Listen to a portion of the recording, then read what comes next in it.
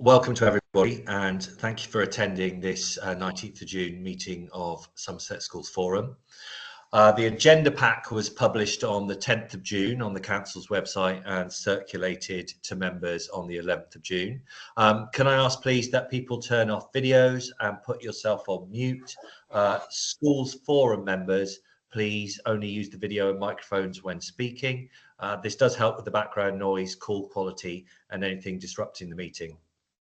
When I invite a member to speak, please clearly state who you are for the benefit of all to help identify who's speaking. And if referring to a report, please can you refer to page numbers from the published agenda pack? This will assist us all in present in finding the appropriate information. Can forum members please only use the meeting chat function for the purpose of the meeting, primarily to indicate to myself, the chair, that you wish to speak, or you can use the hand facility in Microsoft Teams. Anything in the chat will not be included in the minutes, so please use the raise your hand function to indicate that you wish to speak. There is a facility in Microsoft Teams under the ellipsis button that can turn on live captions, which will provide subtitles on the screen. This meeting will be recorded, as with other public meetings of the Council, and the recording will be made available following the meeting. To help follow the flow of the meeting, we'll be using a single slide pack to take us through the agenda. Robin, can I invite you please to list any apologies? I've had apologies from Emma Wilkes and Natalie Hanna. Thank you. We've got no new members at this time. Can I please ask any members to declare any declarations of any interests?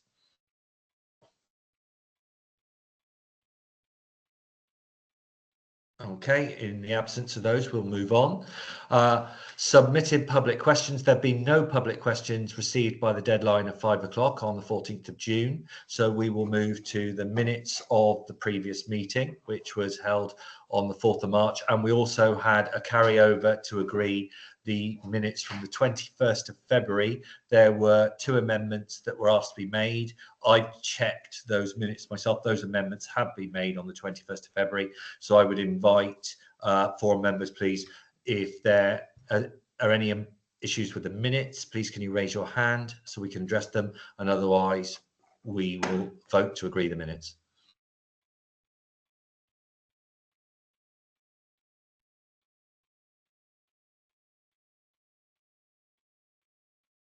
No. Okay, please can I just have hands up then to agree the minutes of the meetings on the 4th of March and the 21st of February, please.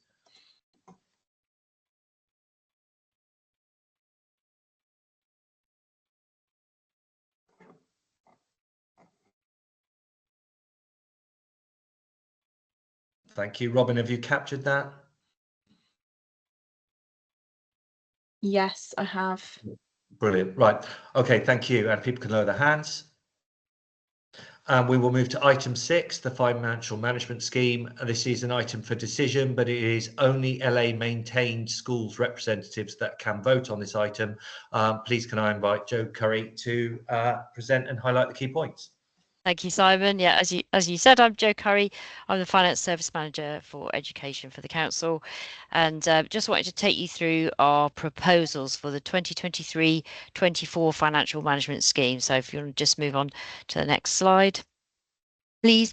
Thank you very much. So as Simon said, this item is for decision. It only affects the local authority maintained schools. As they're hopefully aware, we at the moment are running with an interim financial management scheme, which has been in place for a while since, well, we've certainly got that for 23-24, and our proposal is to continue with that interim scheme for 24-25. So what that basically means is that we're only going to make mostly minor updates to the scheme for 24-25.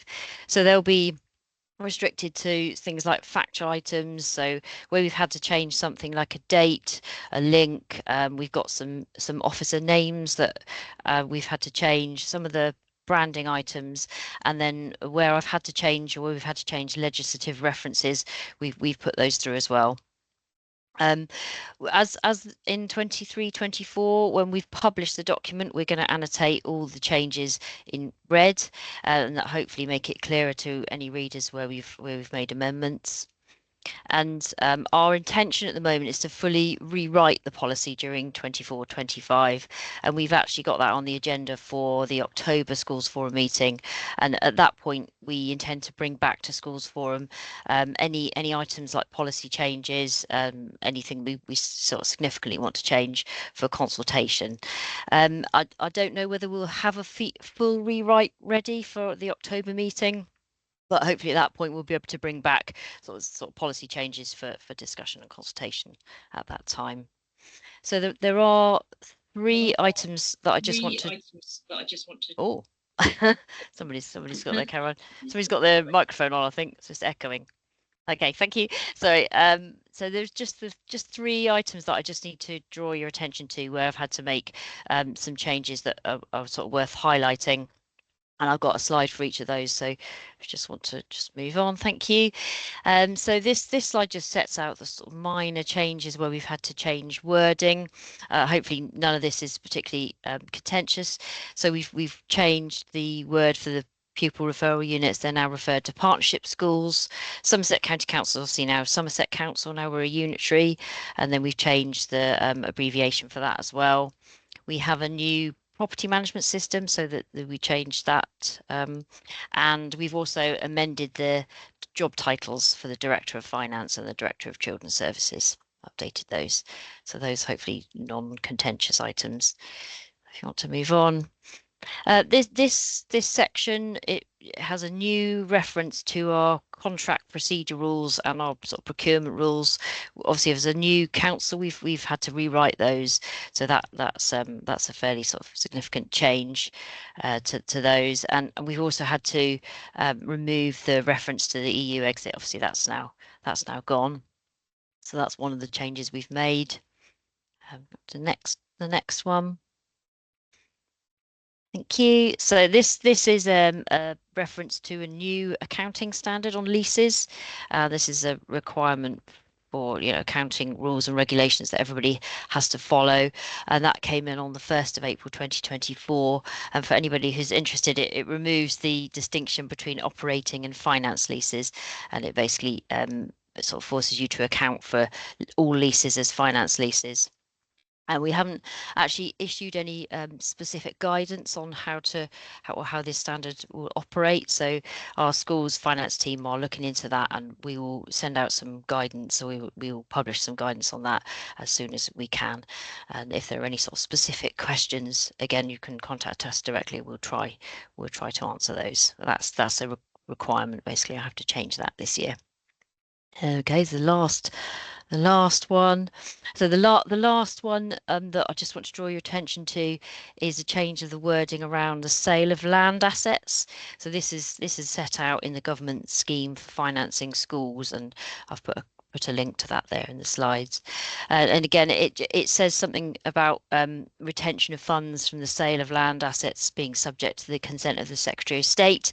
Sounds pretty important. I don't think this is going to affect many local authority schools, but again, if there are any sort of specific questions around that, then please send them to us, and we will take them away and try to answer those. So I didn't put a slide in on next steps, but I realised that we've at the moment with the papers we've circulated the 23-24 scheme, which is the published scheme, and I think we propose to circulate the 24-25 scheme along with the minutes, and there won't be any other changes other than those I've just highlighted there. But obviously this item is for decision, so it will have to be subject to issuing that document so that everybody can be comfortable that's all we've changed. Okay, over to you, Simon. That's okay. So I was muted. That's all right. Yeah, thank you, Joe. Sue Simpson had a hand up for a moment. I don't know if you still wish to ask a question. Yes, I do. Thank you. And I flipped my hand up so I didn't lose it. So on the leasing slide, so I think slide number 9, can the guidance please include how to treat historical leasing agreements?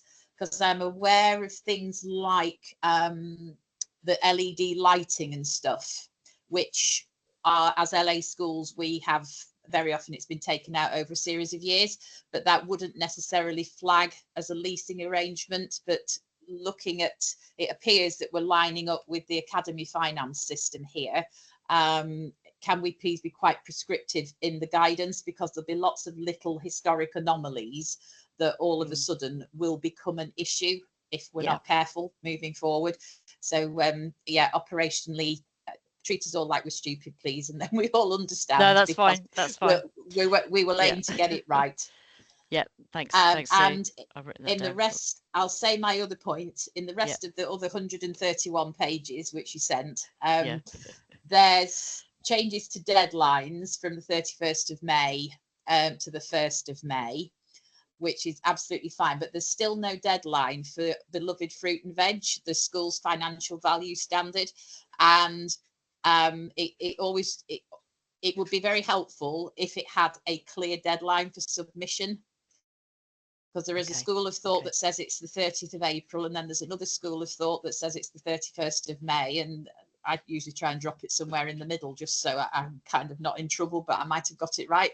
So because there is this tightening, which is very welcome, I may say, from a LA school perspective, if we can be quite prescriptive, it will help us all. Thank you. Thanks. I just to come back on that, I think that the deadline for you're talking about the deadline for submitting budgets, aren't you? Has come back to the 1st of May. Yes. But yeah. So that first point, that was actually changed in the 23-24 scheme. So that it's highlighted in red.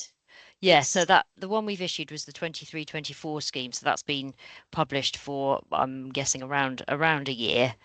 So that was changed last year rather than this year. Okay, that's fine then. But the SFVS. No fruit and veg. Yeah. Well, I'll take that one away. I'll check that one.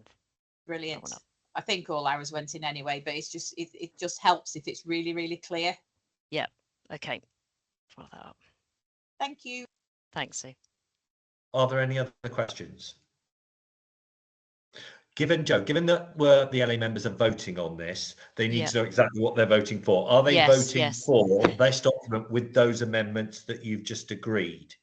Yes, please. I think that's probably the correct procedure, and then we'll have to circulate the revised document with the minutes. And I guess you'll have to sort of take my assurance that nothing else will change in the scheme that we haven't already published in the 23-24 one. Fine. Unless Robin has any other sort of points on the process to follow, because we did discuss this earlier this week. Yeah. So, hold on, please, Robin, go ahead. Yeah. No, I was just going to confirm what Joe has said is what we discussed earlier in the week, that it would be those amendments only and a new version would be circulated following the meeting. Fine. Okay, are there any other questions? Otherwise, we will go to a vote, but only LA maintained members, please. No, in the absence of any other questions, so we'll do votes for, votes against, and then we'll do people abstaining. So we'll go votes for, please, LA maintained members.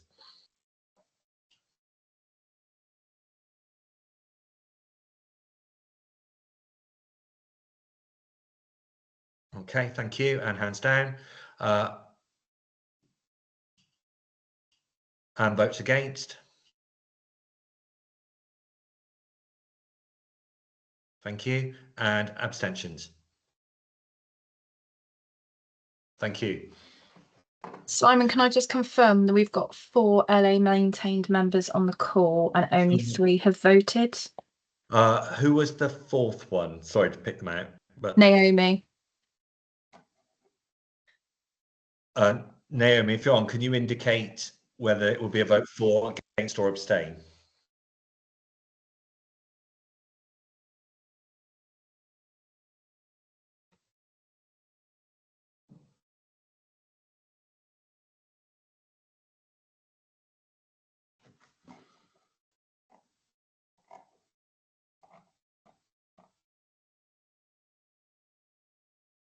Okay, I'm not sure what the constitution says, but we haven't got a vote for or against, and we haven't got a vote, so I will have to assume that will fall in the abstention. category? The majority have voted in favour of that Yeah. approval. Yeah, absolutely. Okay, thank you. Right, so we will go to Schools Forum constitutional updates, and please can I invite Amelia Walker and Robin to present.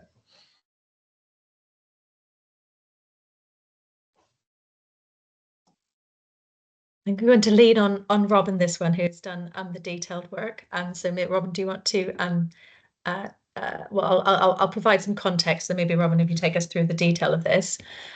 Just a reminder that the Constitution, as part of the Constitution, is up for review every single year. And I would just like to thank Robin for her very diligent and detailed work in tracking issues that have arisen over the course of the year.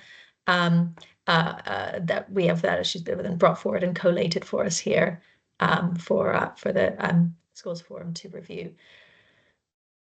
The as you can see, one of the dimensions that has been changed has been about membership. There are a number of membership items here, which are minor changes, but of significance to the people involved. We have had changes to the number of local authority maintained primary and academy representatives through the course of the year, and that has been reflected in the update. Robin, are you able to just take us through each of the detailed changes that are being proposed? So I've tried to group these changes into 3 categories, just make it easier to kind of digest. The first one is around membership. So in the past, we've not had a member of the diocese on Schools Forum, which is one of the recommendations under the best practice guidance.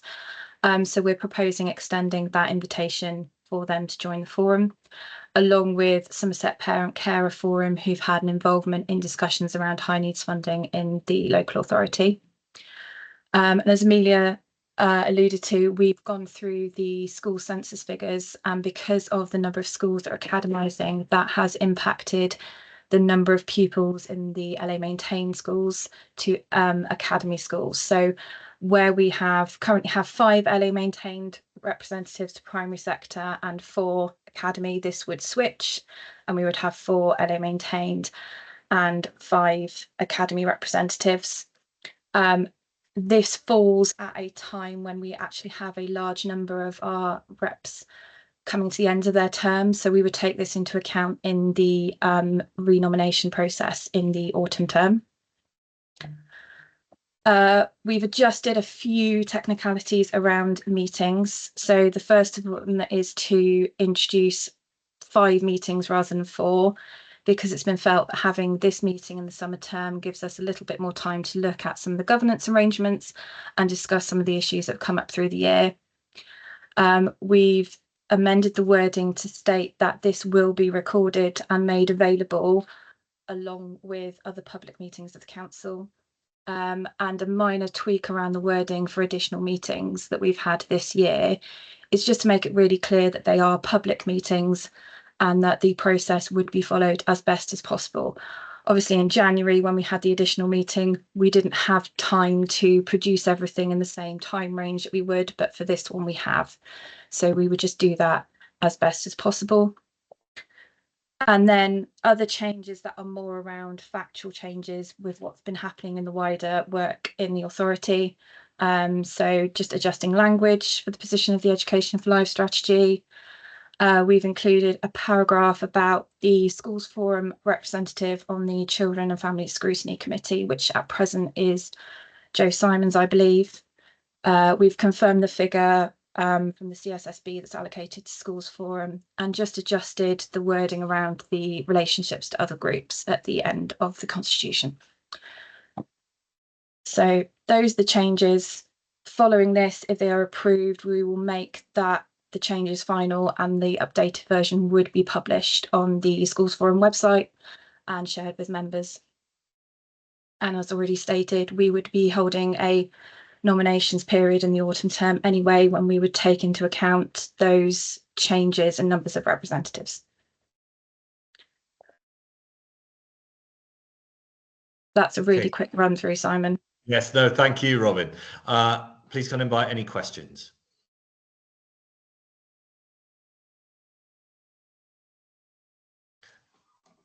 Okay, in which case oh yeah, no, go on, Helen Burge, please. Hi there. I just wondered whether everyone's seen Sue Fielden's. I know we're not taking messages from the chat, but she's in a cafe and can't speak. She's And us she's- with the high needs group, yes. Yeah. So Susan, the purpose of standing down the high needs group was to make sure we had the discipline of bringing the full detail of high needs issues to Full Schools Forum. So I think it was our view that the significance of the conversations around high needs are such that it would be detrimental to the overall functioning of Schools Forum if the detailed understanding of this and reporting was not coming to this group. So it's about making sure that everyone in Schools Forum is cited on where we are with high needs.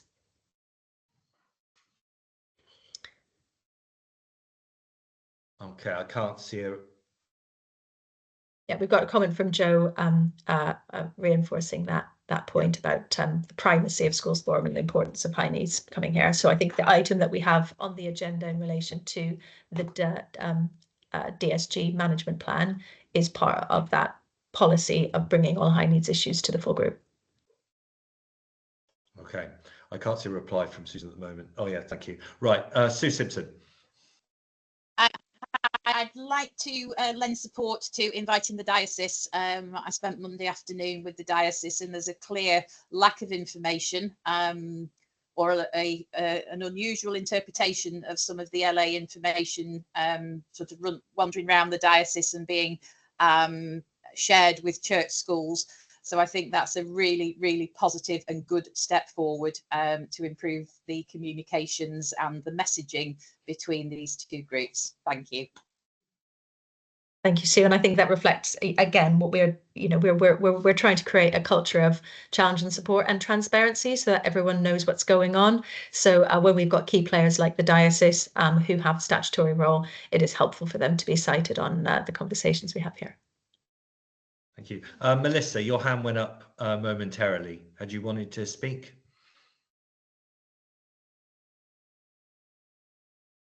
My apologies, that was just an error. Okay, no, that's fine. I just wanted to give you a chance. My question will probably outline my own ignorance around church boundaries and borders. Is the Diocese of Bath and Wells, does that encompass the whole of Somerset, or would there be other church, as in, is it geographically a smaller part of Somerset, and is there an argument for a different diocese? That's the bit I have no clarity of myself. It's not something that, as a non-church school, we come across. Yeah, there's only one diocese that operates across Somerset, so they stretch all the way from to West Somerset. There are other non-Church of England dioceses who do have a role. Proportionately, the overwhelming majority of schools that have a diocesan representation are Church of England schools. There are some Catholic schools, and I'm going to get this wrong, but one or two who have a Methodist affiliation. But we do meet with the Diocese of Bath and Wells and the Department of Education on a regular basis already because of the number of schools that are affiliated to the Diocese of Bath and Wells. Thank you. That's really clear. Sue Simpson. It became clear on Monday that some of the multi-academy trusts that have been invited to operate in Somerset are run by other dioceses. So we've got the Diocese of Exeter and the Diocese of Salisbury also on the periphery. So in order to ensure there's no mixed messaging between the dioceses, perhaps there could be a train of communication established with them to ensure, as ever, clarity of message and direction of travel, shall we say, to ensure that we don't have yet muddying waters on the outskirts of the patch. Yeah, it's a really helpful comment. At the moment, at this moment in time, obviously the trusts that go across border would be relating to another diocese, but we don't have any. So there are both the diocese, which is part of the Church of England, and the diocesan trusts. So a Bath and Wells MAT is a diocesan trust. There are also diocesan trusts for other dioceses like Exeter and Bristol. The DBAT in Bristol is winding up operations. We don't yet have any of the other diocesan trusts operating in Somerset. It's only the Bath and Wells MAT at this moment in time. But as you say, other trusts will face into other dioceses. And I think there's also there are some non-diocesan trusts who are looking to have church articles added so that they may start to encompass church schools. And I think that is also something that we need to keep a track of in this forum, because there are these competing agendas out there, and Schools Forum, if it doesn't have a full picture of the politics across the piece, could end up making decisions with the best intentions, but due to lack of information, perhaps not quite hitting the mark sometimes. So I would urge clarity for us, as well as messaging clearly where the LA is with regard to diocese. If Schools Forum would find it beneficial for its decision making to understand the accountability relationships for all schools in the county, we can certainly provide that at the next meeting. So we obviously, it's a matter of public record what the articles are for each trust, what their affiliations are, and which schools are members. So if that would be useful for colleagues to have access to that information, we can certainly provide that to Schools Forum. Well, I personally would value that, and also it's a bit in the weeds detail, but again, it might help us to context, is the difference between a VA school and a VC school, because it is a small but very distinct group of schools that can either be disproportionately affected positively or negatively, depending on decisions that we make in this forum. Yep, absolutely. So I think if colleagues would like, we can do a report that summarises the different status of schools. So what does it mean? And that would apply for our different types of academies as well. What's the difference between a free school and a non-free school? Not much other than the name, but we can provide a briefing on the different status of different schools, the status of different MATs, and the relationship to diocese or articles. So if colleagues would find that useful, certainly it's taken me a long time to navigate that, so we can do a report for the next meeting. Yeah, and a nice update on the pipeline as well, because again, there seems to be some two different versions of the pipeline out there. So if we all were on the same page, that would be quite helpful. Well, certainly, and I think someone could put that into the chat. The pipeline is always published online, so there is only one pipeline, and it's on our website. So I think someone would be able to locate that for you now and pop it into the chat. Yeah, and perhaps share that with the diocese. I think they know where it is, but we can remind them. Okay. Perfect. Thanks, Amelia. Right. Are there any other questions? No, in which case I think we will go to a vote. There doesn't appear to be any contention, certainly from the questions, around splitting it. So we will do it in a single vote. Vote for the changes. And we'll start with for and then against. Oh, Sue Simpson. Oh, it's voting. Apologies. Yeah. I was getting excited to vote. Sorry. Okay, sorry. Apologies. And being prompted on time is very valued. So we will go with for, and then we'll do against, and then we'll do abstain. So votes for, please.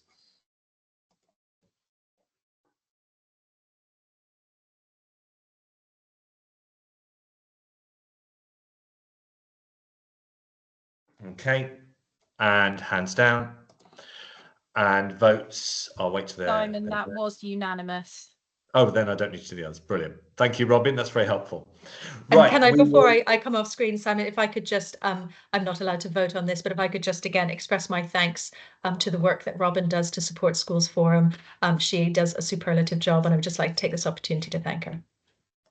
Yeah, absolutely. And I can also express that my thanks for the support in chairing the meeting. Absolutely vital to our role here. Helen, you got a hand up.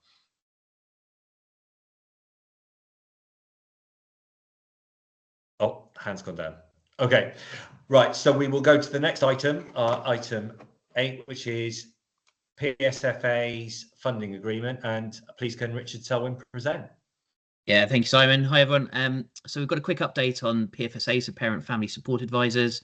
At the last count, we had 76 PFSAs, and as we all know, they're all critically important parts of our early help system, supporting pupils and parents, and the types of impact they're having really around that attendance, attainment, and lots of other outcomes as well for families. So we wanted to share a quick update on how we're working and supporting PFSAs through the Connect Somerset programme and what's coming next as well.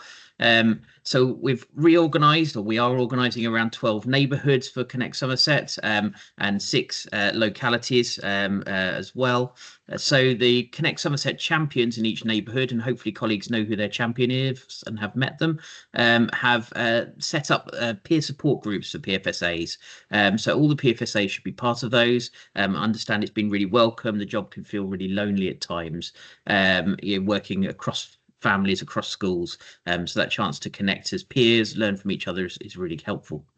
We've also got a family intervention service providing case supervision in those groups. So they're professional practitioners which are leading the supervision. That's something which we'd like to develop into individual supervision, but at the moment it's group supervision. Again, a welcome change, and we're hoping that will help improve the quality, have someone that can be spoken to immediately for a PFSA, get that advice and guidance around cases. We're also linking PFSAs and schools into local community resources that we think can help with the needs of pupils and families, and we've seen some brilliant examples of that across the county already, so more of that to come. And we're considering what training options might be helpful for PFSAs as well. The big thing we're doing as well is looking at the social care management system, case management system that we currently have. There's an element to that called Early Help Module that's accessed at the moment by Family Intervention Service. We want to open that up, so for the first time opening up to partners outside of the council. PFSAs are first in the queue to have access to that because we think it could have a really big impact for them, really help them with their cases, and also that information sharing that we know is vital across the system. So that's planned for the end of the end of the calendar year. And then after that, we're planning to open the social care case management system to schools as well, and voluntary sector colleagues. And we're just working on the data agreements, what needs to be put in place around that. Obviously, that would be a choice for schools to make, but we hope it's a really valuable thing to be connected into the same systems that we're using across social care, family intervention service, and the whole of early help. We're continuing to work on the PFSA funding to make it sustainable. It's really difficult in the current financial climate. So we're trying to reach a solution that will happen earlier in the financial year and for a longer period. So just to know that we are working really hard on that at the moment. On the next slide, we've got a couple of updates as well. So next things we're going to do, so I'll write to head teachers quite soon about who host PFSAs, talking about the service level agreement, job specification, including those, and what's coming next around PFSAs. And it's really important that schools are ensuring that there's effective line management support in place. So I'll remind colleagues of that. Some of the heads that we've been speaking to have already said that actually the funding for PFSAs is historic. We've looked into this and it dates back, we think, over a decade. And obviously school roles, levels of need and things like that have changed over that period of time. So I think I agree that we need a consultation on fairer distribution of the funding, and we'll consult on that later in the year through Schools Forum. We've also recognised things like, we make 2 payments each year. It feels simpler if we just make 1, and things like that. We can make it a bit simpler.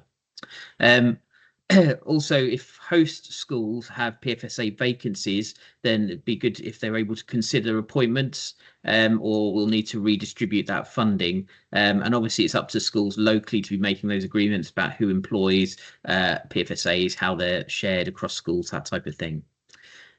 Lots of other changes happening as well at the moment, so I'll give a brief headline because it all links into the work that we're doing with PFSAs as well. So there's a team around the school model, and we're looking at how we encourage those good relationships, those multi-agency professionals, but also have a graduated approach where some schools with higher levels of risk are getting more support as well.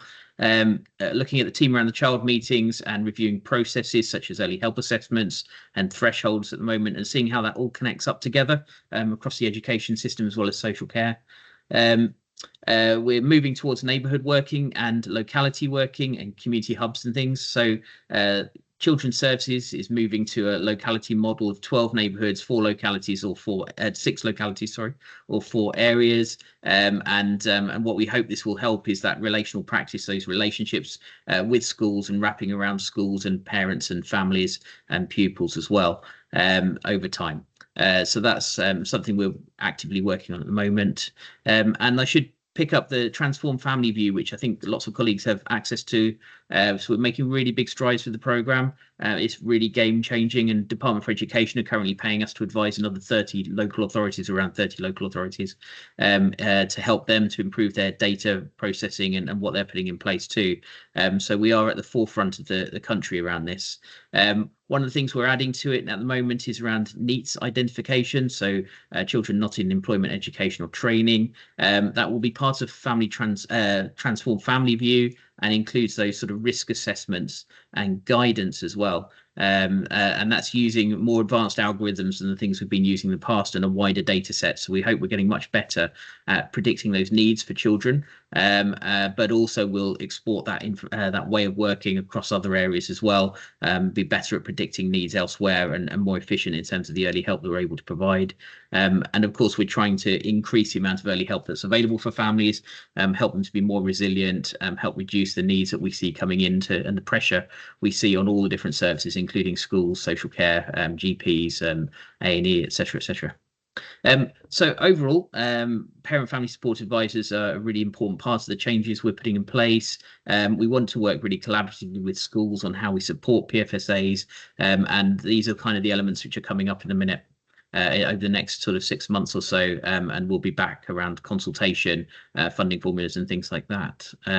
So opportunity for questions, and I'll hand over to you, Simon. Thank you. Sue Simpson. Sorry, I'm having a really busy morning this morning. Can I make a plea for rural areas, please? Rural schools, team neighbourhood working and everything is really effective when you've got lots of schools in a kind of town type area. But we have issues in rural areas too, and sometimes we get lost in these kinds of models. So can I make a big plea for my schools and my colleagues over Exmoor and what have you, to make sure that we don't get lost. And just because it might look pretty on the outside, it doesn't necessarily mean it's pretty on the inside. Yeah, absolutely, Sue. And West Somerset's one of the areas which we've been focusing on to learn from how it works there, so we can export that. And I think your champion is I've forgotten his name, Minehead Eye. Yeah. And you know Paul well, I presume. Yeah. I'm actually in East Somerset, but I was speaking with colleagues from West Somerset on Monday afternoon, and it is, everybody perceives it all to be green and pretty and lovely, and actually it isn't always as it appears, and we still need the help. And even in the more affluent East Somerset, where my schools are, it is a dilemma, because on the outside it looks like one thing, but when you get a problem, it is disproportionately impactful, because you don't necessarily have the same GP support, social service support, hospital support, all of that support that's in a urban area you take for granted. Very often it is a lot harder for us to access it. So if anything, we just have to keep moaning about it and get it up people's agendas, please. Yeah, thank you, Sue. Please keep moaning, and we'll all moan together and hopefully build those relationships locally, which makes it work much better. Yeah. Helen Hazel. Hi, yeah. I currently sit on 2 1 teams, and you didn't mention them, but I know they're undergoing significant change at the moment. But surely they kind of link in with the team around the schools and all of that. But I know the leaders has started a new role, and there's no one leading, so unfortunately they've gone from weekly to every 3 weeks. But I've found them really helpful, and I know others do as well. So I'm just wondering, where do they sit in all of this? Yeah, thank you, Helen. So I think that's something to be worked out. I'm a big fan of the 1 teams, and recently with the JTI, recent JTI with Ofsted and other inspectors, the 1 teams viewed in Taunton came across really positively in that review. So it's something we absolutely want to keep, but we need to work out how to do that. I think the thing I'm most interested in is we do triage in lots of different places at the moment, and how do we bring all that together, have not a consistent view, because there'll be too much to bring 1 meeting together and things like that, but how do we underpin it with the right information? So maybe Transform Family View, the case management system, and bring the right people together to do that multi-agency assessment of needs and coordination.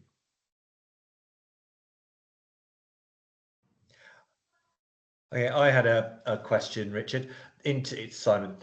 In terms of the consultation that you're flagging around fairer distribution across schools, from previous experience at Forum, when those consultations come back to us, what's really important for us to make an informed decision is granularity around the comments and which kind of areas they've come from and the size of the impact. Are we talking about, when we get that feedback, it's helpful to understand the difference between the feedback from urban, from rural, from large institutions, small institutions. Getting that kind of information will help us to make good decisions off the back of those consultations. Yeah, it's a really helpful steer. Thank you, Simon. Okay, that item was for information. So if there are no other questions, we will go on to spending reports, sustainability grants and growth fund, and Phil Curd to present, please. Good morning, Chair. Good morning, everyone. There's a slide pack for us to go through. There's also a report starting on page 111 of the report pack. This item is for information only. Next slide, please.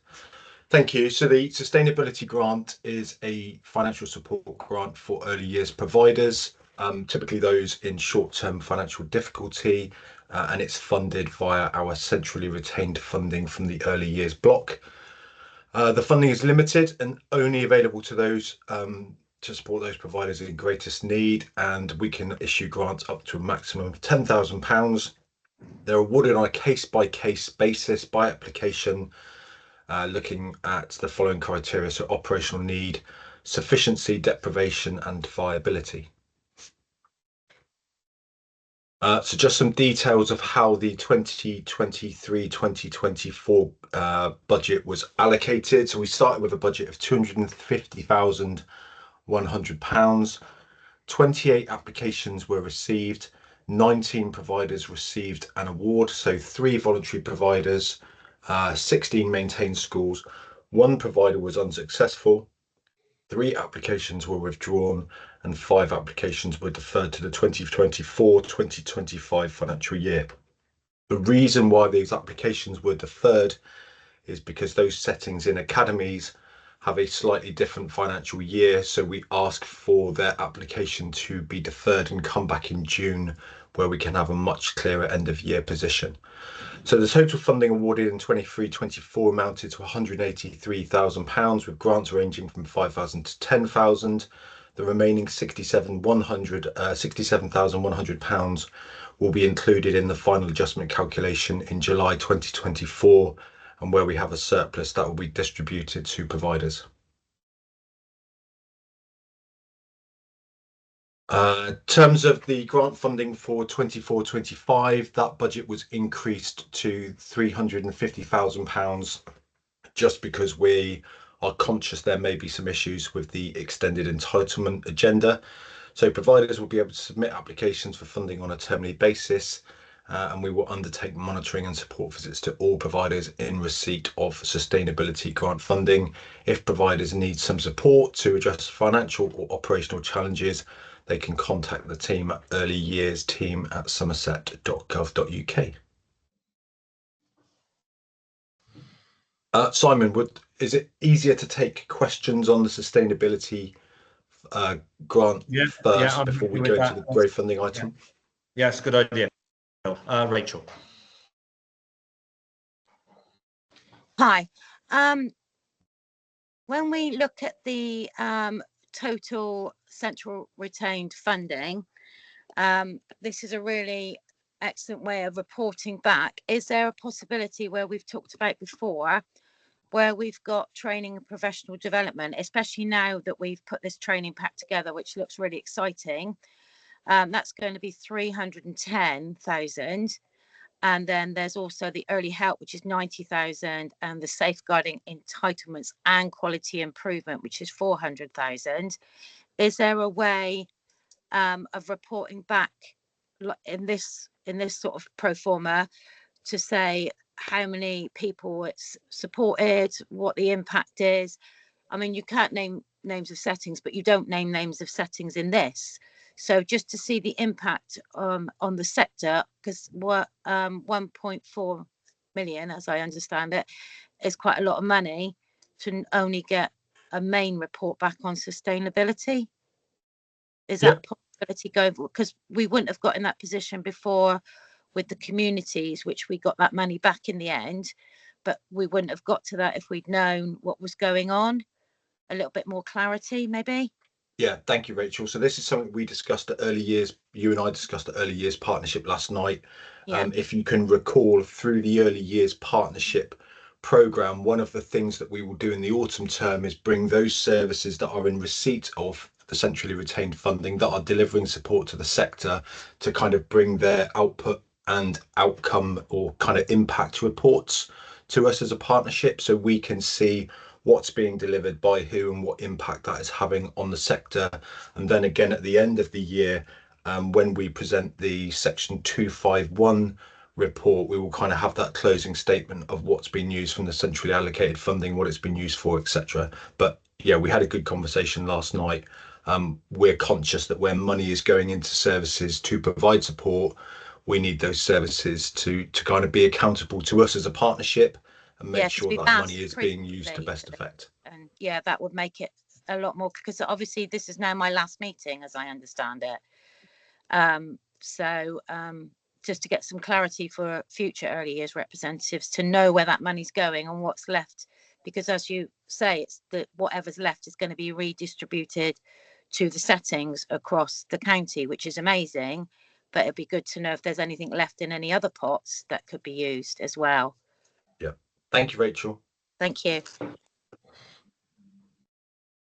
I can't see any of the hands up. Phil, I have one question, which is where, and it's maybe my misunderstanding of how it works, where you've got this grant and there's an amount and some providers are being asked to wait, is there a risk that they're disadvantaged if all the fund is spent for those who are deferred and there's no money left? Is there a risk that they're disadvantaged because they're put into a different timeline? I think there's a minimal risk, Simon, because those that are deferred tend to be those that are in academy settings, so they will be coming back in term one with their claim for grant funding. What typically happens is the rest of the sector come later in the year because their financial year kind of closes in March, like everyone else. So I don't think there's a disadvantage because they're rolling over into the first term when we typically have quite limited amounts of applications, and as we saw this year, the fund was largely underspent. So while there is a risk, I think it's fairly minimal. Okay, thank you. There are no other questions. Phil, we'll move on to the next part of the agenda. Thanks, Simon. So this is relating to growth funding, and it's our kind of annual update on the spend in 23-24 and our projected spend for 24-25. So Schools Forum has previously approved the growth funding methodology. We brought an updated policy paper to you last year, I believe. The funding can only be used to support growth in pre-16 pupil numbers to meet basic need, support additional classes to offset infant class size regulation pressures, and to meet the revenue cost of opening new schools. We can't use the growth fund to support schools in financial difficulty or general growth due to popularity. The growth fund is there to benefit both local authority to maintain schools and academies.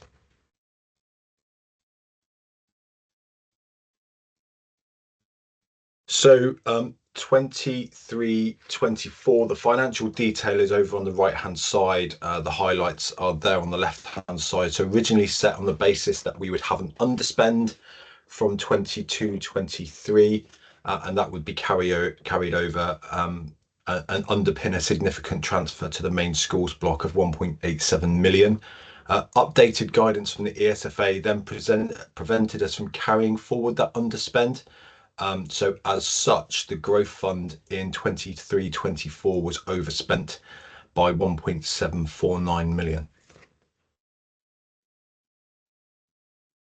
In 24-25, the budget is currently projected to be underspent by 233,000.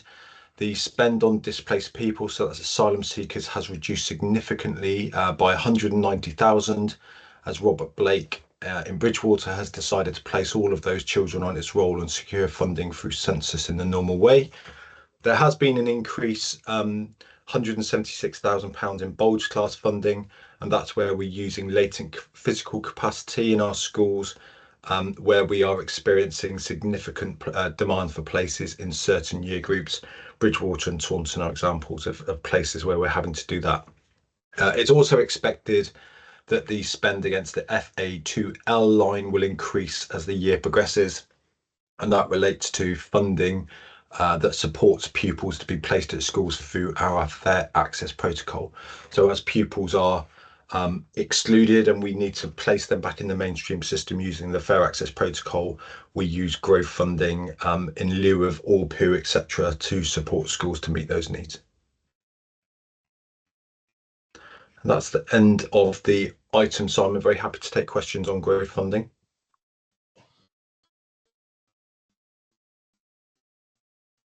Yeah, I'll just wait a moment. Yeah, Sue Simpson. Would there be a clawback of the 233,064 if it wasn't allocated? So that it wouldn't be a clawback soon. No, it would go into the DSG and offset any wider. So we can't. What happened with the updated ESFA guidance is we can't carry forward the underspend. So what it would do is offset overspend elsewhere across the DSG, and we know that, and we're seeing the item in a moment. The high needs budget is a significant overspend risk. So what it does, any underspend here offsets overspends elsewhere. That's lovely. We just don't want to give anything back that we don't need to. Thank you, Sue. Okay, Phil, if we move on to the next item. Thank you, Simon.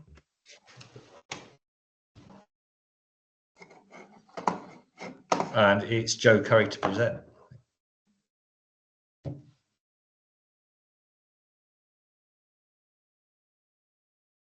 Sorry, wasn't quite ready. Okay, this is just I've just got a short update really on the numbers, and then I'm going to hand over to Amelia, who's going to cover the bulk of the deficit management plan update itself. So if I just want to go to the next slide. Okay, this slide just gives you some context really as to where we are with the DSG. And this is our provisional outturn at the end of 23-24, and it's provisional because we haven't sort of fully closed our accounts yet. Somerset Council hasn't closed its accounts for 23-24. So the main sort of item that just need to draw your attention to is the high needs block outturn, and that is expected to be 15.1 million overspent in year. That's sort of in the ballpark of what we've been projecting really, and only a 0.1 favourable movement from our month 10 forecast. Overall, this means that the DSG looks like it's going to have a carried forward deficit of nearly 36 million at 31st of March 2024, and that's our opening deficit of 20.7 plus the 14 variants on all the blocks, and 1.2 million schools block drawdown, which we took in 23-24 to support the national funding formula.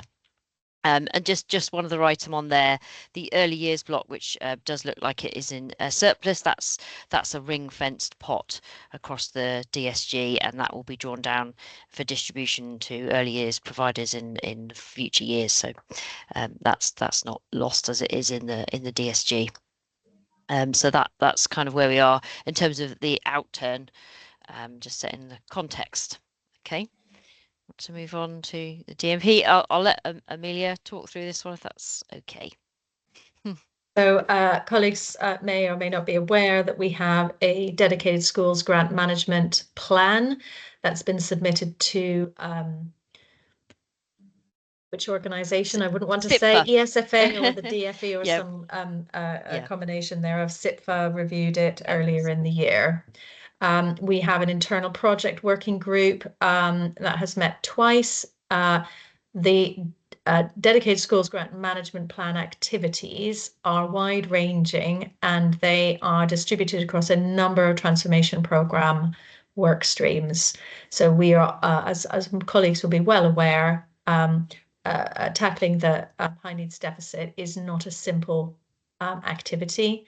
It's complex and multifaceted, and we have had extensive consultation, of which a number of colleagues have participated, and further consultation is ongoing. Early years is next week.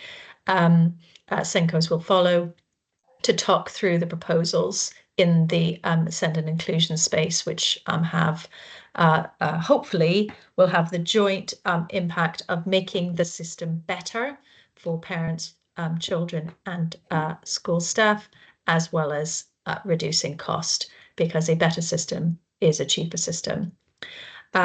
Where we are in this year, the mapping that was done in order to submit a plan earlier in the year was a point in time plan.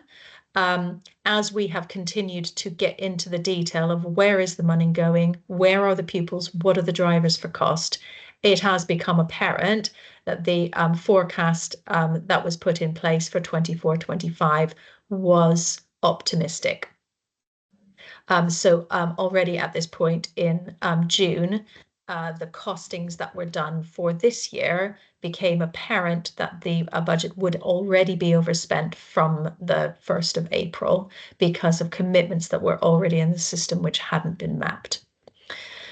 The two areas of pressure were both sitting in the backlog of unassessed cases. So colleagues will be aware that we have children who are stuck in the system, awaiting assessment or awaiting placement. And in that backlog, there has been there was unforecast cost, which is in the region of 1.4 million in relation to costed packages, which have and top-ups which have now been agreed, and independent non-maintained special school placements, which have now been agreed. So you can see the overall picture of the budget there. So the forecast in-year deficit is now 23.1 million compared to a budgeted 18.9 deficit budget. And the two areas of pressure there in the independent non-maintained special school line and the mainstream line, which includes top-ups and costed plans. It might seem perverse in a situation where we are overspent and overspent on the overspending to be talking about providing additional funding. However, what is apparent from the work that we have done, and actually if we just recall the table that we have seen, by far and away the largest quantum of funding going into the system is going into the independent sector. And the relationship between the number of children that is supporting compared to the number of children being supported with the HCPs in mainstream schools is stark.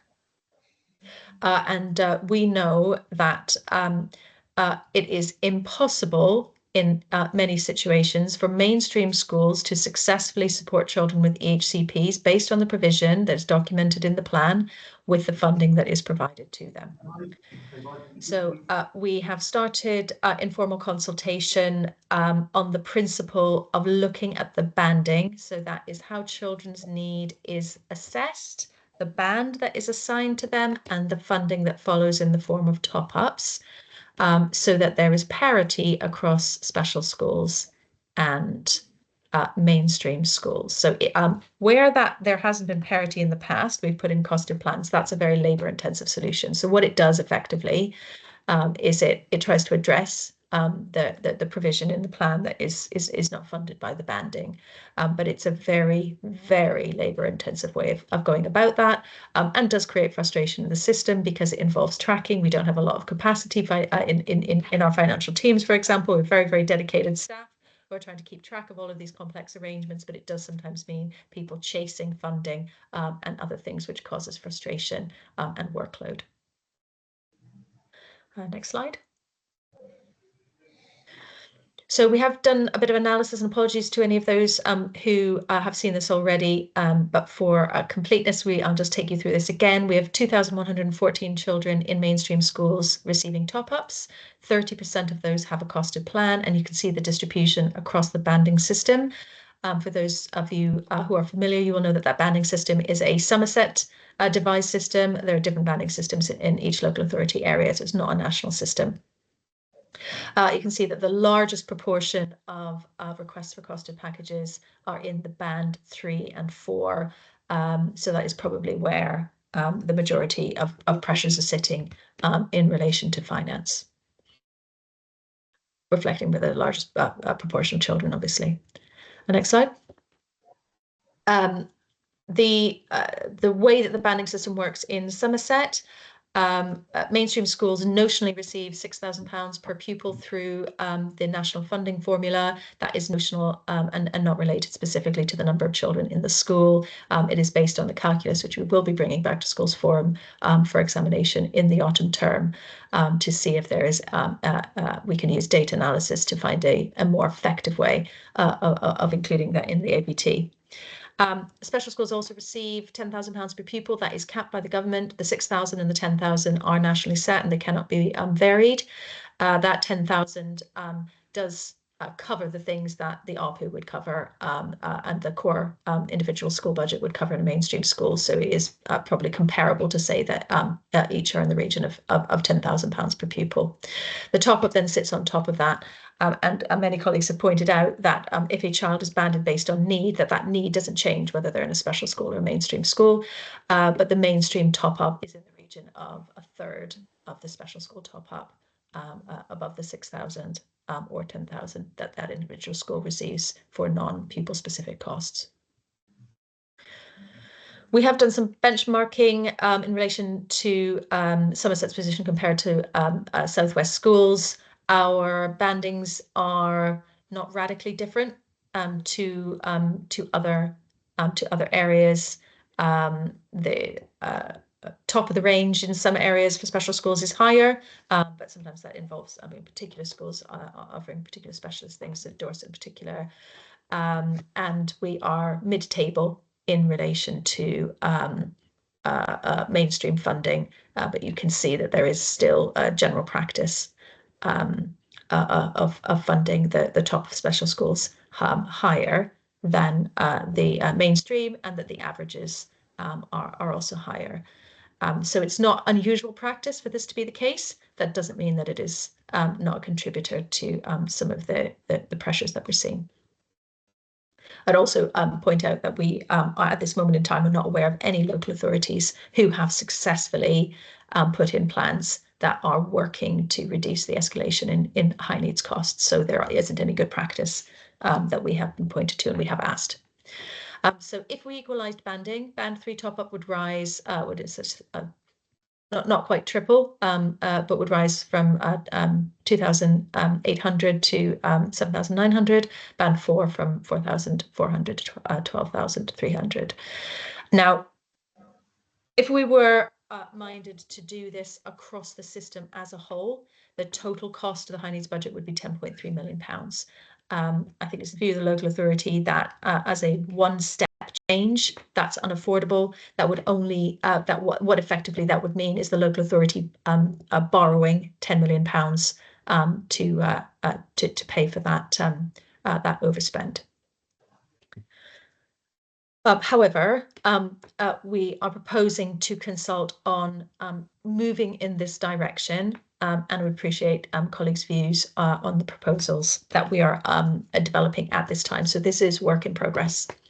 The timeline that we've worked through would be to, I think, an executive, probably an informal rather than a public executive decision, just for political buy-in, and the 15th of July is the formal executive. I think we'll be looking to move slightly later to an informal executive through the summer.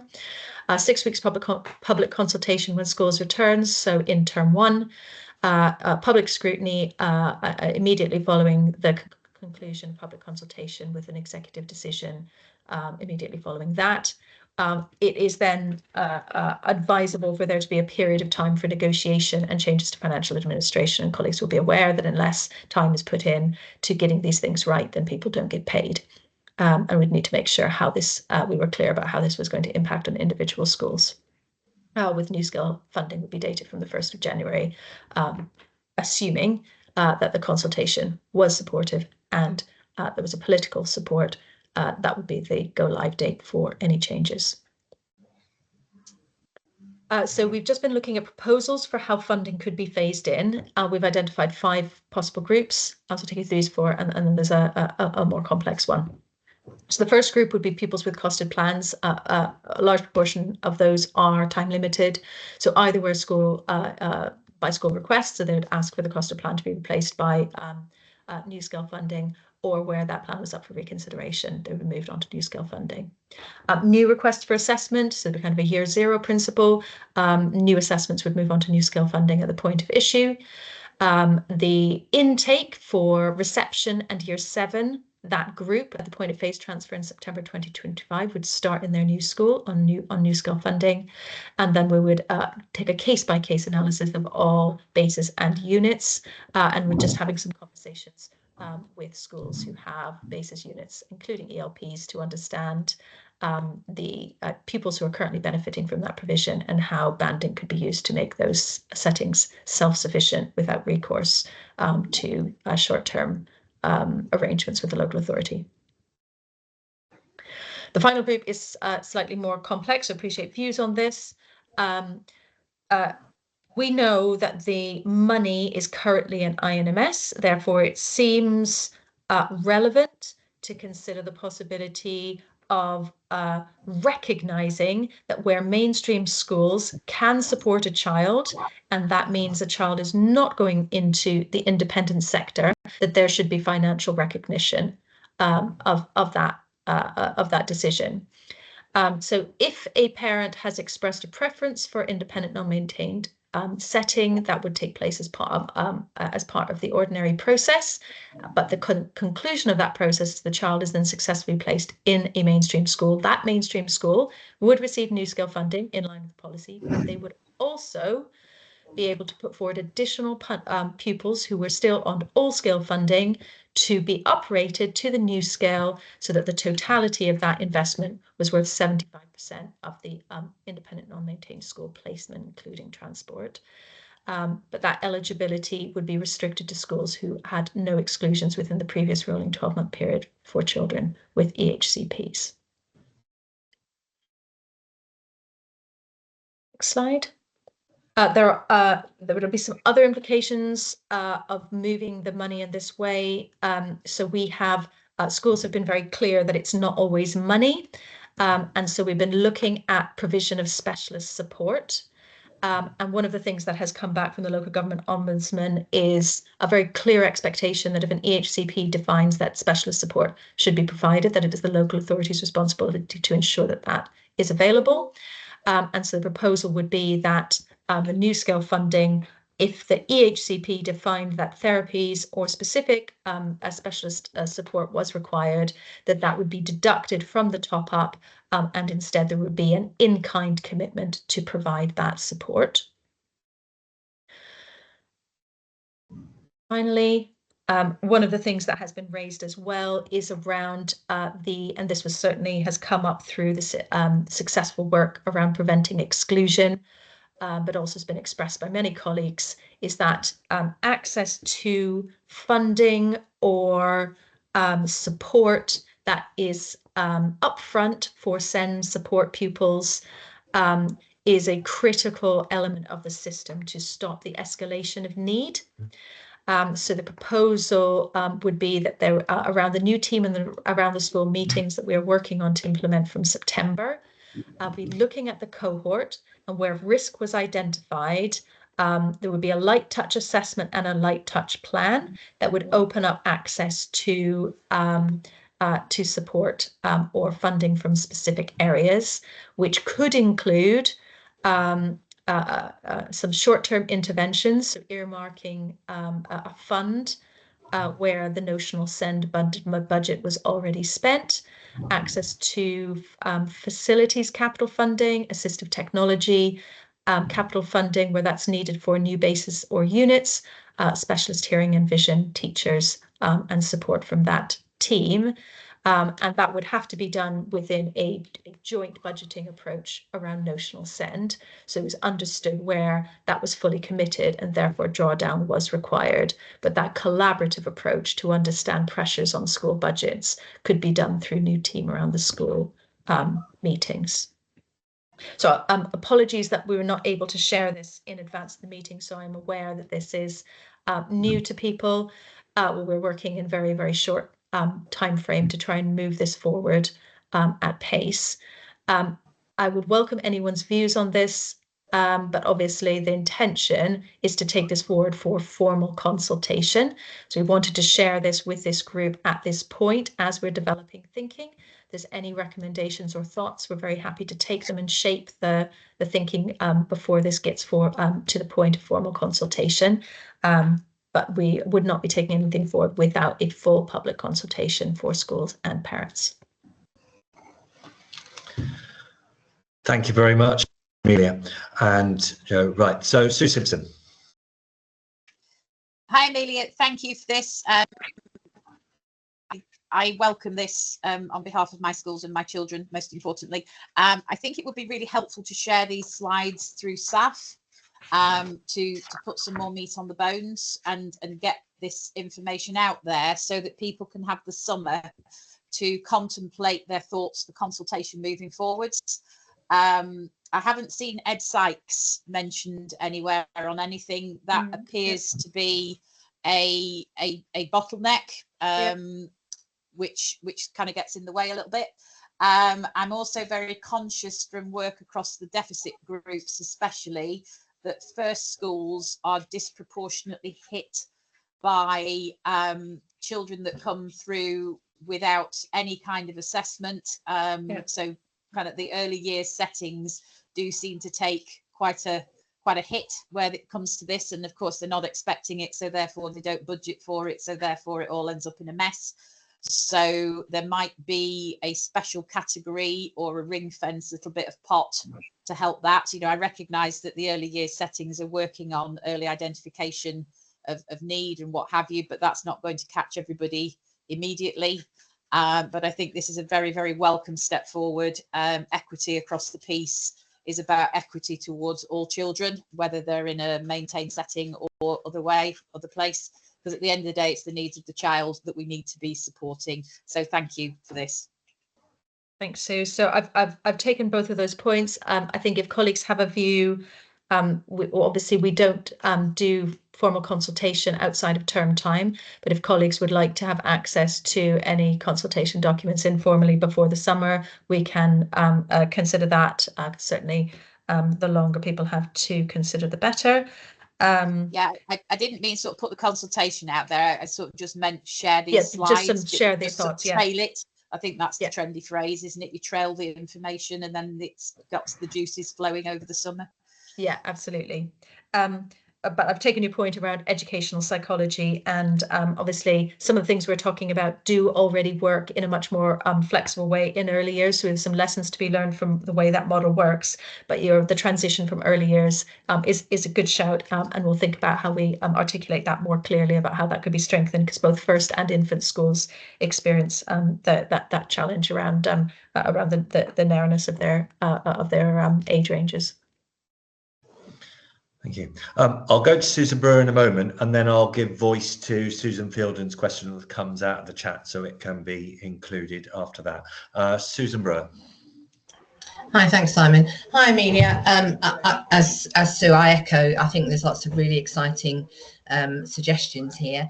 And I echo the EP. I think that is at the moment, a glaring omission, because that is quite a challenging situation for schools.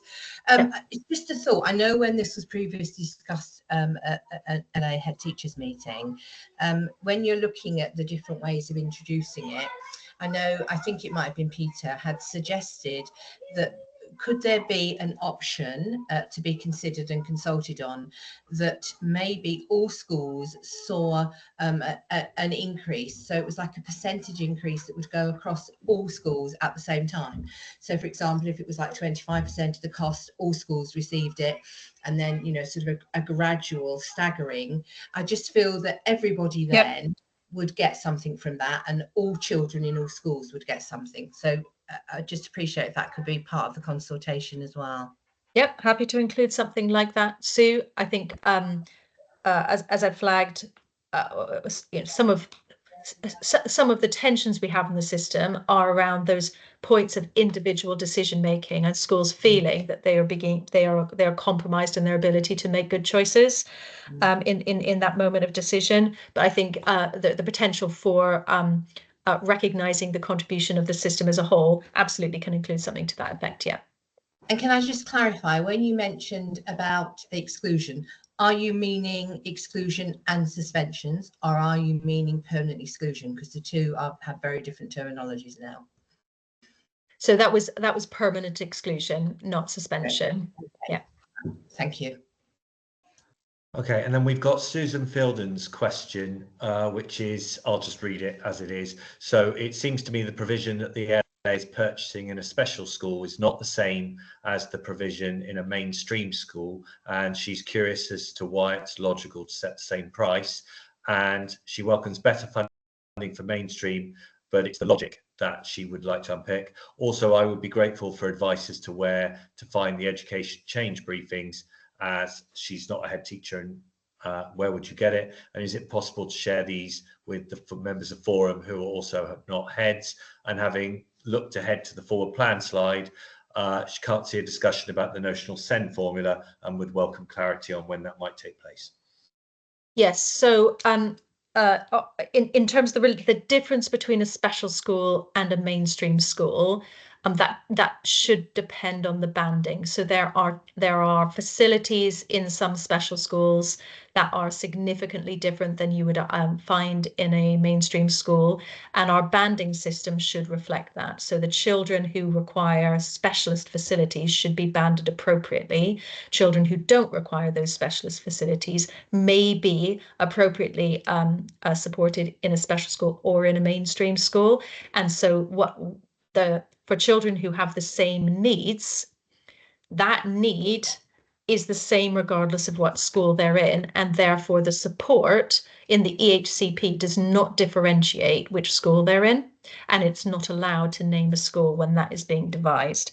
So I think the notion that there is a special and different provision for children with the same need is not borne out in the facilities, which is why I think there's been a practice of funding mainstream schools at a lower level, but the HCP system does not enable different provision to be provided if the school is a mainstream school. Can I just add to that as well, Amelia? I think that the one slide that's perhaps missing from the ones we've presented today is that analysis that we did of the cost of the costed plans by band, and our analysis has shown, hasn't it, that the cost of the costed plans plus the mainstream top-ups is very similar to the amount that we're actually funding special school top-ups at the moment. So we perhaps should add that into the consultation when we get everything together to share with everybody. Because basically we're spending the same amount of money anyway, where the 640-ish children that have already got costed plans in the mainstream system are basically costing us roughly the same as if they were in a special school anyway. Yeah, so thank you, If Jo. that makes sense. Yes, I hadn't clocked that piece of analysis wasn't in what we just shared. We didn't. Yeah, so I think that what the costed plans enables us to do is essentially is like a giant research project. As people have gone through in a very detailed way, and they've costed every single item in that EHCP, and that's what the costed plan is based on. When Jo and her team went through the costed plans and looked at how that related to bandings, found that actually the costed plans pretty much match the special school funding, which stands to reason, because that is in fact what it costs to support children at that band. So what that suggests is that we have been chronically underfunding the mainstream sector. The education change briefings, there is a website where we are regularly posting updates on all the aspects of the education change programme, and I think colleagues can probably drop a link into the chat and encourage colleagues to keep up to date. You're also obviously very welcome to receive the newsletter, and we do regularly update in the school newsletter If you haven't got that, please do get in touch because there's always useful information in there. In relation to notional send, apologies, it was unclear. We will be bringing back that conversation. So we're not intending to have that conversation today. We will be having that conversation in the autumn term when we'll bring back options to Schools Forum along with the data analysis.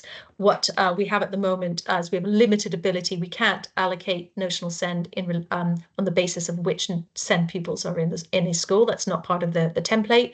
But what we can do is that we can analyse where our send pupils are and to look at the opportunity we have to tweak the formula to better reflect where send pupils are in fact located in the county. We'll do that analysis over the summer. We'll bring it back in the autumn. Okay, Helen Hazel. Yeah, 2 points really, if possible. One, obviously the rollout of the extended childcare offer. We're expecting in the early years, and actually I'm already seeing it now, a massive spike in children that I think are going to be on the send radar. So much so that I've now had to make my SENCO totally supernumerary because I think her workload's going to go through the roof. But what back office and additional support regarding area SENCOs, etc., has there been any preemption of the demand going up? Because like I said, it definitely is. And the second one really alongside that is, are you talking to the health visiting team around the early intervention? Because I'm still waiting for one to come out and do a visit for a child that actually starts school. The request was put in February and agreed, and we still haven't had a visit. So it's all very well saying early years will do some of the early intervention, but if we don't get the supporting documentation in and the visits from external professionals, it really does slow down that process massively. And again, obviously the demand is going to go up. So have those conversations been had to expect that demand and possibly look at changing services, etc., to be ready for that demand? Yeah, absolutely. So I will be sharing this at the briefing next week and getting views from colleagues about the proposals in relation to early years and SEND. So that's on the agenda for next week's meeting. And where I've called it Team Around the School here, Team Around the Provider. They're the same principles. We need to make sure that we are having a really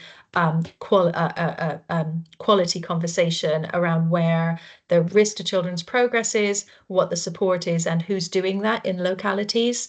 So absolutely, we need to make sure that we've got the right conversations happening, whether the child is 0 to 5, whether they're 5 to 16, or whether they're 16 plus. So that all needs looking at. And absolutely, that includes health visitors. It's everyone in the locality who's working in that 0 to 5 age range. So we're starting, and there's been some good work that's been happening around Best Start in Life and bringing those early years providers together with health visiting, with public health, with the health service, and with our own internal teams. We're still joining those all up because I think that, as Richard said, that ability to work in localities is really critical to us making sure that we know where the need is, what capacity is required, and who's going to do the job. So you're spot on. There is still work to be done in that space, but we'll be talking next week about what we think the pieces of that puzzle are. Can I just ask, what do you mean by team around the provider? I've never heard of. It's because we're just inventing that. Yeah, so that's what we're proposing, is to bring something in. So we have team around the school for school age and team around the provider. So that's what we'll be talking about next week. Is that does not exist. That's about us thinking about how we could do this work going forward. And who's having those conversations? Sorry, did I miss that? So the early years briefing next week. Yeah. We will be presenting these proposals at the early years briefing next week. And is a consultation going to happen, or is it just a proposal? So it's a consultation session next week. So it's a proposal to say these are the ideas and to get people's understanding if that reflects people's experiences. Okay, thank you. Sue Simpson. I've not heard anything about parents. The BBC have been scaremongering all about SEND the last few days. I realise we're all in purdah and hiding behind ladies' skirts, but perhaps over the summer we need to get some messaging out about setting parental expectations. And I remember, I think it was the last meeting, elected members we're going to sort of start messaging that in their local communities. You know, I recognise it's difficult at the moment, well, at least the next 3 weeks anyway. But I think that's really important for all of us providers. So children starting nursery in September, still, you know, in primary, even in secondary, the more that this gets talked about in public. There's the very switched on parents who think I can get an independent schooling for my child if I tick a few boxes, which needs to be kind of calmed down. But then there's the parents of children who actually have a need and should be supported, who need to recognise that they can be eligible for this pool. So I think there's something about parental messaging. I don't know quite what it looks like and when it can be, but I think it's important so that we as providers are not the people who are saying yay and nay and having to and be the font of all knowledge at that early stage. Maybe that includes health visitors as well, you know, taking on board what Helen, I think it was, said about health visitors. Maybe that is a way of bringing them to the party. If they are information giving, then they can also receive information that might G them along a little bit, make them feel more included. Yes, so and we had a parent care forum supported a really really great session last week. We met with parents to talk about this area, and they were very, very supportive of changes and wanted to be part of the solution as our education practitioners do. I think the point that you make, Sue, about us being much more transparent about how parents can interact with the system to get a really fantastic education for their child, or to interact with the system if things aren't working, is really important. And the same that, you know, education professionals have said, the system feels too complicated and too hard at the moment. We need to make things easier for everyone, regardless of what hat they happen to be wearing. We've got lots of practitioners who are also parents and vice versa. So I think our, you know, that's a big piece of our focus, is being really, really clear about what good looks like, about where different types of provision are, because we have lots of specialist provision that's not just in special schools, and also in our mainstream settings. We have lots of mainstream settings who do send really, really well and can cater for particular needs, but that's not always well understood. And so I think something that we could do is just help make that a lot more transparent for parents, and help them understand what buttons they need to push when things aren't working, to be able to work with the system so that the system can support them, and vice versa. Because I think when we are able to make things, you know, and I think a lot of our parents with SEND have been very transparent, you know, and said, look, our lives are really hard. You know, some of the children that we have in the community are not easy to parent.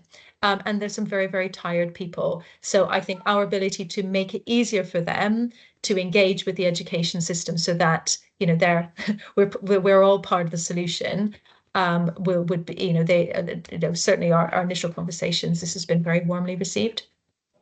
Yeah, I would agree. I mean, they are very tired people, and I think it can become confrontational very quickly if the messaging that they've received thus far has not been clear, and they think they can have A, B, and C, and then they walk into a provider and who says, actually, you've got D, E, and F, and that mismatch immediately sets everybody it's setting in an expectations. Manner. Yeah, absolutely. That is so important, kind of out there. And also, I would say, you know, parent carer forums, fantastic, but they would by definition be the slightly more motivated parents, and it is the less motivated parents perhaps, or the I'm going to put my head in my sand because my child is wonderful and perfect because it's my child contingent, who again can take up a disproportionate amount of assessment time or lengthen the time of the process, just because they're kind of struggling to get engaged. And if the conversations and the good information happened, health visitors, doctors, surgeries, dentists, you know, that kind of thing, very gently came out sooner, then I think it would help all of us as we move forward in this process.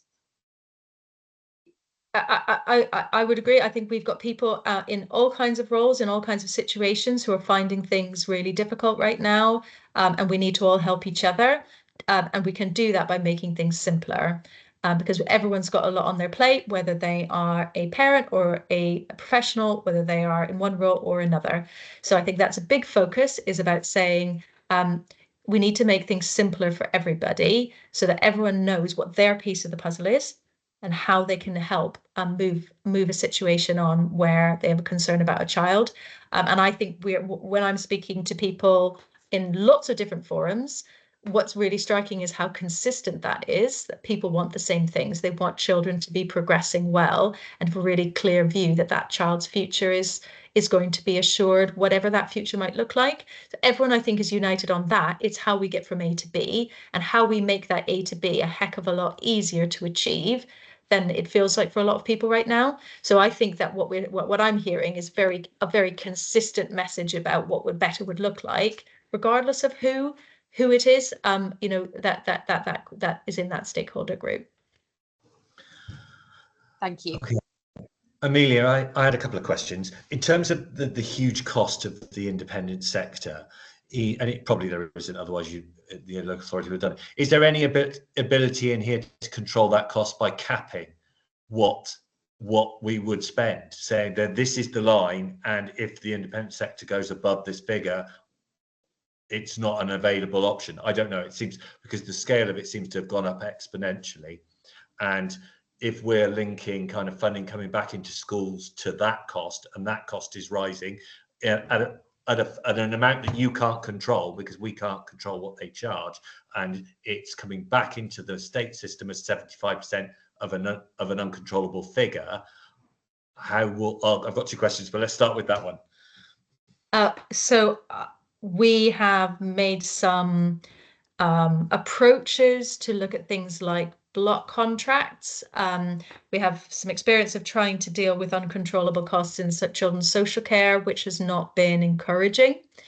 And I think the reality is that when there is a market that knows that they have this statutory upper hand, if I can describe it that way, then it becomes almost impossible to negotiate a good deal in that context. So if a tribunal directs us to admit a child, we must admit the child to that school, regardless of what that school is saying they will charge.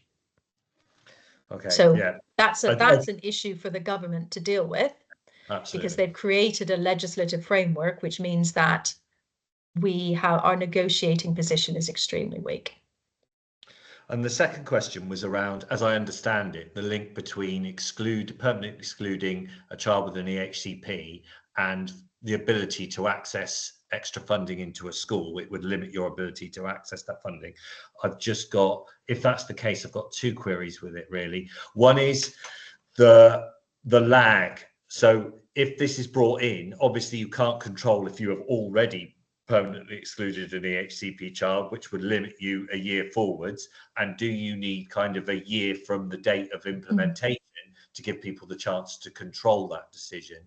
And the second one is an element of, and some of these things, a way to test it is to go, reductio ad absurdum. And I said, well, take it to the extreme. And what would that look like? You can get a situation where it's of no fault of the school, an exclusion, there's no avoiding it, and yet the school will be financially penalized for something where there is no avoidance of it. Is in the consultation an option to look at where, in an extreme case, that this wouldn't apply? Yeah, so that's the purpose of consultation, is that we haven't got all the answers. We just want to put some things on the table and see what people think. And this one is one of the most complex areas. I think some of them are kind of more straightforward. So I think the point about having a kind of a year zero, if we're saying things are starting from now, absolutely, it might make sense to say, well, it's a rolling 12 years, but it starts from the date of implementation. So exclusions from that point forward would be the only ones that were taken into account. That would seem an entirely reasonable thing to include.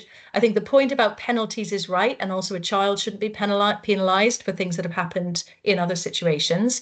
So I think the option that we were considering putting into the consultation was simply that the school wouldn't have the effective bonus. So the child would still get the top up because it was a new assessment. So that child would still get the top up, but the bonus would not apply. Does that make sense? So this is an exclusion unrelated to the child where the bonus would apply. So you've excluded a child, and then any subsequent children who come into the school, you wouldn't be able to apply for that bonus funding.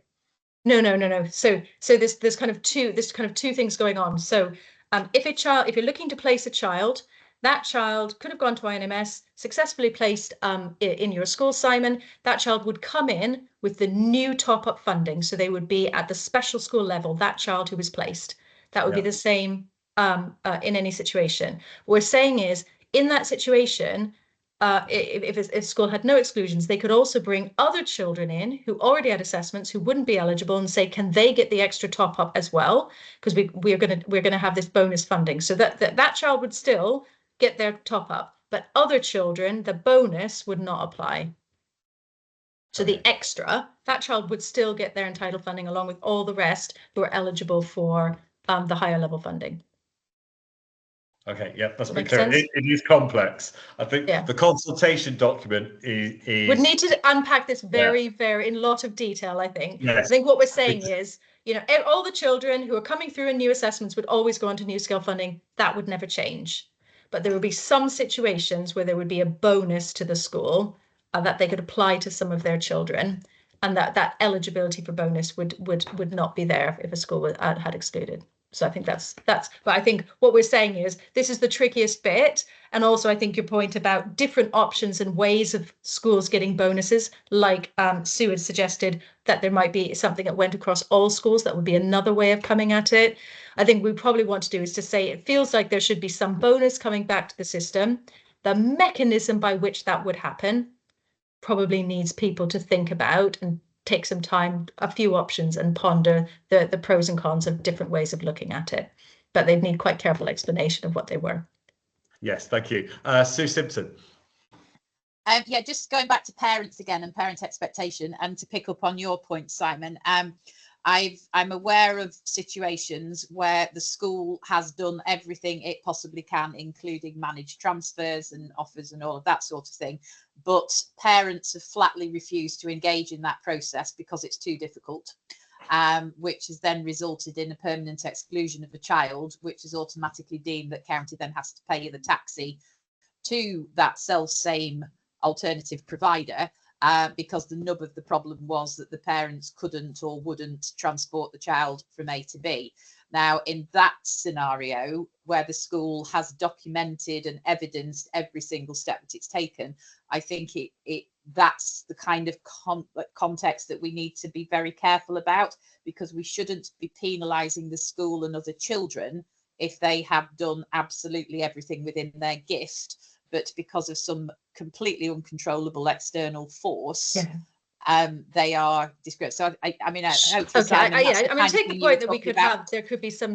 Yeah, I mean, I think we're some way off that with the majority of exclusions. You know, I think there are a lot more things that could be done in a lot of cases, and just, you know, from some of the preventing exclusion project work, a lot of exclusions were prevented, and I think it's absolutely clear that, you know, schools do need more support in this space, and there hasn't been a lot. But I think there's a lot more that could be done up front to prevent exclusions. And I think, as we're saying, we want to shift the whole system into doing that, put the support in, put the relationships in, put the access, you know, to rapid one-off funding. All of those things will help. And I think things that there can be some things where absolutely someone, people can end up with their backs against the wall. But I think, you know, we can make sure that there's always a common sense clause that says, you know, we don't perversely do things that makes no sense to anyone. Yeah, and I think that's possibly what Simon was trying to very diplomatically get to. I'm clearly less diplomatic. There needs to be the kind of force majeure clause, I would suggest, and to make sure that that goes into the consultation, because sometimes it really is, with the best will in the world, you just cannot move things from A to B as you want. Yeah, so, and I think we all recognise that. I think we're one of the highest excluding local authorities in the country by a quite some margin. So we've got a lot of space to move in this space. You know, I think we've got lots of things that could be different, and I think if we can focus on those ones, that's probably gonna help us. There's probably some odd situations in there, but they're going to be absolutely in the minority. Yeah, but should not be forgotten, please. Carly. Hi, good morning, everybody. I was just going to follow up on Sue's point, really, about whether actually just, to equally, support the local authority with the Group 5 proposal about placing more children in mainstream around the permanent suspension, whether there does need to be something in there about, that actually, if that is the case, that actually there's a review and, the contextualized information in that case is reviewed, so it doesn't stop, or the local authority being able to place pupils in a quite appropriate mainstream setting as well. So I think it's looking at it from that point of view as well, because I agree with what Sue said. Sometimes, I just wholeheartedly don't believe that any head teacher would want to permanently suspend a pupil if they felt that they had done everything completely possible, unless there was like a freak one-off incident which just required a permanent suspension. But again, you all have that level of detail, Amelia, about actually, what that suspension detail looks like across the whole of the county. Yes. So I think going forward, I think we definitely know that there are permanent exclusions happening that are preventable. We have lots of evidence that that is the case. And it might be worth sharing some of that evidence with everybody as part of that consultation process, so everyone's got that full picture. But I was also wondering whether there was some way in terms of using some of that extra costed funding to put more support into the preventing exclusion group, so that we can do more, quick fire work and get that working really quickly. So, I'm currently working as part of that process now with the child in my own school, but there are still some delays in the process. So, if we can just speed that all along as well to help to drive down the numbers or permanent suspensions, I just wonder if that might be something that, head teachers and parents might think is worth an investment in some additional funding. Yeah, well, I mean, yeah, and I think we could, I think the point of of consulting is to think about what could we do that would help get incentives in the right place, because at the moment it seems really clear that we are effectively penalizing schools for doing the right thing and being inclusive and supportive, because they're doing it without adequate funding, and actually it's paying in cash terms if children are no longer in the school. That can't be right, and that's putting people in an impossible situation if that's the case. I think potentially if there were schools who are not eligible for bonuses, that would be an option. The bonus could then go into a fund to support preventing exclusion work. That's the kind of thing I think would be helpful to think of kind of creative ideas in the system to say, how could we make it not only the morally right thing to do to be inclusive, but actually inclusion pays in hard cash terms. Yeah, thank you, Amelia. Okay. In which case, we'll move to item 11. Amelia. Forward plan. I think I'm going to ask Robin on this one. I thought you might do. So we've had a discussion and looked at some of the best practice that's going on around schools forum elsewhere in the country, and we have put together a forward plan of agenda items for the coming academic year. It's not exhaustive, it's just a starting point, and this will be made available on the schools forum website for people to see. So this is just the plan we've put together, which you may want to highlight a few points, Amelia. Yeah, thank you. So one of the things that colleagues have sometimes raised is just questions about whether we have got the right balance of agenda items across all the phases. So have we got sufficient focus on all the phases of education? Have we got sufficient focus on high needs? And there's always a risk, because we juggle a lot of balls in this local authority, as all council colleagues do. There's always a risk that we simply lose track of something, and that's why we have bureaucracy, is to help us be effective and efficient. So what we have tried to do is to think forward to the things that we will want to be discussing in the coming year and what the suitable time of year would be, and to put them onto the forward plan so that that can be owned by the whole of schools forum, so there can be scrutiny and challenge, and so school forum members can make suggestions about using our time in the most effective manner. One of the things that we flagged this year was that the emergency meetings we had to have around the underfunding of the NFF, going forward, we would like to make sure that some of those decisions are taken in the autumn term. So we've got indicative budget / NFF autumn 2, so that because we can't predict everything that will come through the funding envelope, but we can learn from experience, bank some of those decisions as a schools forum up front, so that when it comes to implementing that, our finance team simply push the button. Now, we may think that actually, so we're looking at that DSG, we'd be looking at that out term as a group. But if some of those decisions have been made, it just enables us to be on the front foot. I'm just now thinking, looking at this, we've just had the question about send notional funding. Top-ups and banding is on the programme for autumn 1, but it might be helpful for us to clarify that that includes consideration of the send notional calculation. That's the kind of thing we would all find useful to have written in the forward plan, so that we don't lose track of our commitment to look at a particular issue at a particular time. Okay. Any questions?